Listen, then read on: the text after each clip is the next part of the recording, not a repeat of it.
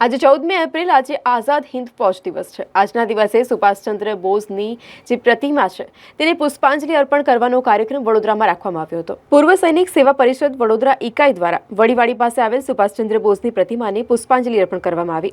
14મી April Azad Hind ફૌજ દિવસ નિમિત્તે પુષ્પાંજલિનો કાર્યક્રમ યોજવામાં આવ્યો। પૂર્વ સૈનિક સેવા પરિષદ વડોદરાના ઇકાઈના સૈનિકો ઉપસ્થિત રહ્યા હતા અને સુભાષચંદ્ર બોઝની પ્રતિમાને પુષ્પાંજલિ અર્પણ કરી હતી।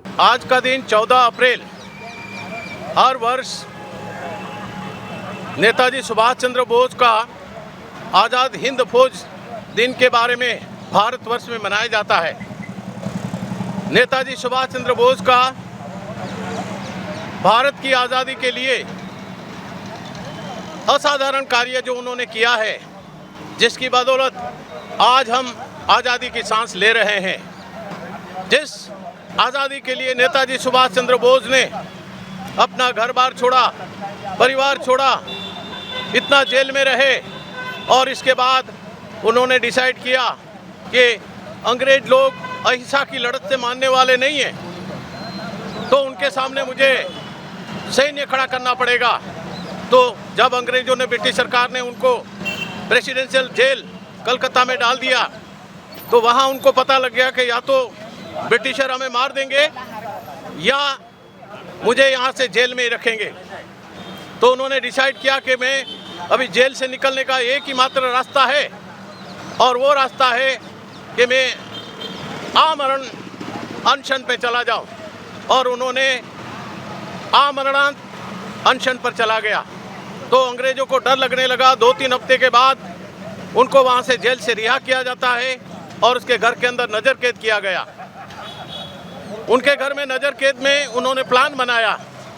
उनके परिवार वाले को बताया कि मैं सन्यासी बनने जा रहा हूँ, मुझे कोई खोजना नहीं। वो उनके भतीजे की सहायता से उसी रात अर्ली मॉर्निंग 3 बजे अपने घर से एक दूसरा वेश बनाया और उसी वेश से वहाँ से निकल करके वो बिहार के धनबाद पहुँचते हैं और इसके बाद धनबाद से फ्रंटियर मेल पकड़ करके पाकिस्तान के पेशावर सिटी तक आते हैं और वहाँ से फिर जो पख्तून थे, वहाँ के जो मुसलमान थे, उनके द्वारा उनको अफ़गानिस्तान बॉर्डर को पार किया जाता है। और अफ़गान बॉर्डर पार करने के बाद वो रशिया जाते हैं और रशिया वहाँ उनके प्रेसिडेंट से मुलाकात करके उनके साथ मिलन किया। वहाँ से जो हेल्प मिली, फिर वहाँ से उन्होंने प्लान किया कि अभी वो वहाँ से जर्मनी जाएंगे और जर्मनी का जो एडोल्फ हिटलर है उनके साथ मुलाकात करेंगे। क्यों जर्मनी की जेल में हमारे भारत के कई जाबाज जवान कैद है, तो वो मैं अपनी सेना के अंदर उसको मिलाना चाहता हूँ। वो वहाँ से समंदर के रास्ते बर्लिन शहर पहुँचे और बर्लिन पहुँचने के बाद एडोल्फ हिटलर से मुलाकात करी और वहाँ से 4-5 हज़ार सैन्य जो है, क्यों एडोल्फ हिटलर और जर्मनी उस समय सेकंड वर्ल्ड वॉर चल रहा था, तो उस समय उन्होंने वहाँ से उनका साथ दिया कि ठीक है, आईएनए का गठन हुआ। और उस आईएनए का गठन में सबसे पहले वहाँ रास बिहारी थे, फिर मोहन सिंह आए और इसके बाद नेताजी सुभाष चंद्र बोस ने उसकी कमान संभाली। इसके बाद बता रहा हूँ, इसके बाद वहाँ से उन्होंने जापान के लिए प्रस्थान किया।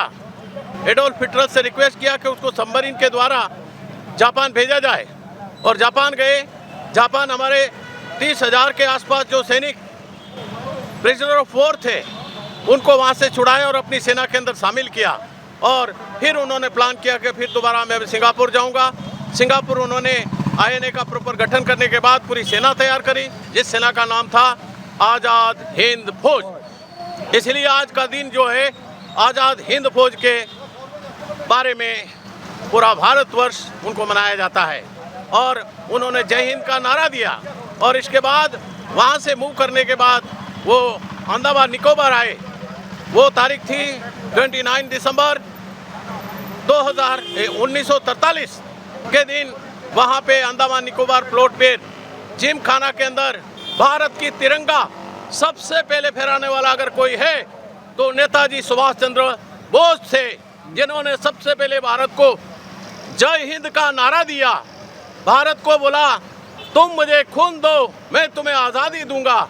ऐसे सारे सैनिक उनके सामने खड़े हो गए और इसके बाद वहाँ पे अटैक किया जापानी सेना के साथ। और जापान ने सबसे पहले अगर कोई प्रोविंस दिया है तो अंडमान निकोबार हमें दे दिया गया। और भारत के यशस्वी प्रधानमंत्री जिन्होंने नेताजी सुभाष चंद्र बोस की 125वीं जन्म जयंती पर उन्होंने अपने परम योद्धा, परमवीर चक्र योद्धा जो 21 परमवीर योद्धा है उनके नाम से इनका अंडमान निकोबार पोर्ट ब्लेयर के जितने भी वहाँ टापू है, महाद्वीप है, उन द्वीपों का नामकरण किया गया। और सबसे पहले सुभाष चंद्र बोस जो रोज आइलैंड है उनको सुभाष चंद्र बोस का वो नामकरण किया और उनका स्मारक बनाने का वहाँ शिला लगाई।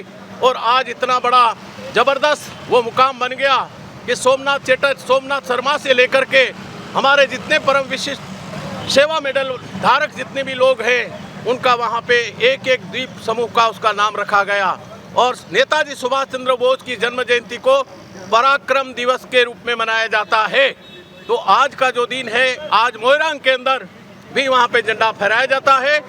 आईएनए का जो कर्नल साहब थे, कर्नल शौकत मलिक, उन्होंने मोइरांग के अंदर 14 अप्रैल 1944 के अंदर दूसरा झंडा आज़ादी का लहराया। तो इस प्रकार से आज का जो दिन है सही मानों में शौर्य का दिन है, सही मानों में जवानों के लिए, आर्मी नेवी एयरफोर्स के लिए एक शहादत का दिन है जिन्होंने इस प्रकार से इतना बड़ा कार्य करते हुए भारत देश को एक प्रेरणा दी है। तो इसके बाद वहाँ से उन्होंने दिल्ली चलो का नारा दिया और दिल्ली चलो के बाद फिर ये आज़ादी जो भारत को मिली है सारा श्रेय नेताजी सुभाष चंद्र बोस को जाता है, बाकी लोग को भी जाता है। तो इतनी बात कहते हुए मैं लेफ्टिनेंट कर्नल अमृतलाल मकवाना, अध्यक्ष अखिल भारतीय पूर्व सैनिक सेवा परिषद गुजरात प्रदेश।